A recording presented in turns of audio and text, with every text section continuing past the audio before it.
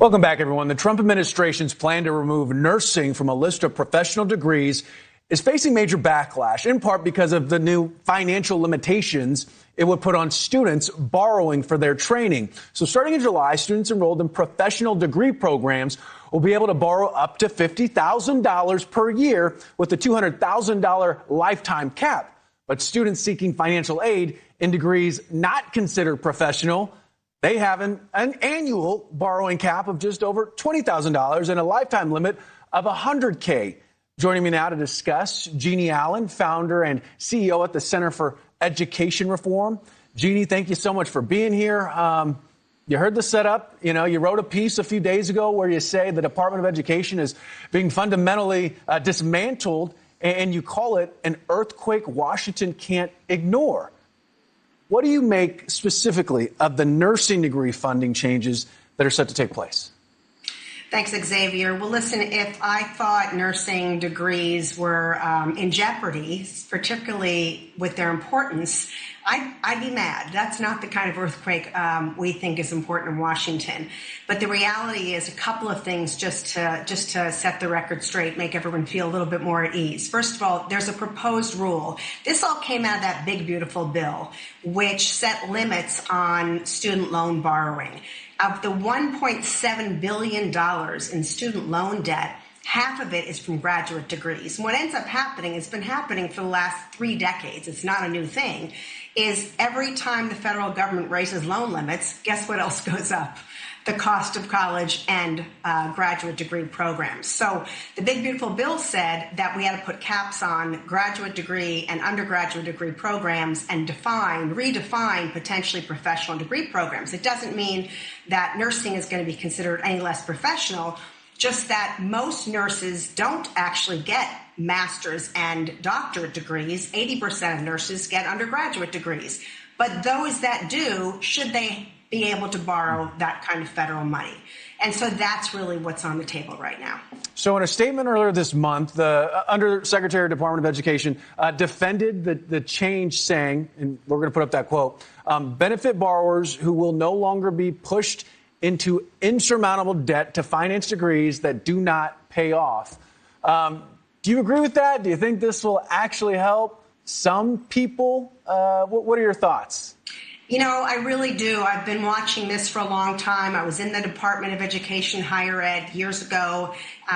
There is a precipitous increase in the cost of these programs, and those programs don't necessarily end up with those students getting the degree. We know that fewer than 54% of students who start a 4-year degree now are not going to graduate in 4 years, and most of them will not graduate with that degree at all. So this is an issue. But listen, here's the really good news that we're not talking about. There are high schools, innovative high schools, and dual enrollment programs around the country, community colleges, where nursing professionals are able to get certifications that are stacked. So in high school, they're getting certificates in phlebotomy. They're getting medical technicians. They can take them to a 2-year or even a 4-year college for less than $20,000, go through several other courses and get their RNs. So RNs, BSNs don't get affected.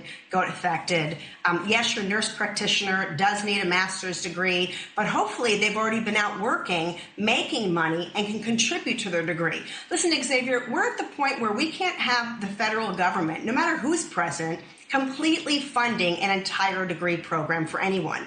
If you can get into the nursing profession, which most people can, with a 2-year degree, and begin working your way, then you decide, do I want to do this graduate degree? Okay, now I can borrow up to $100,000 if the rule goes through.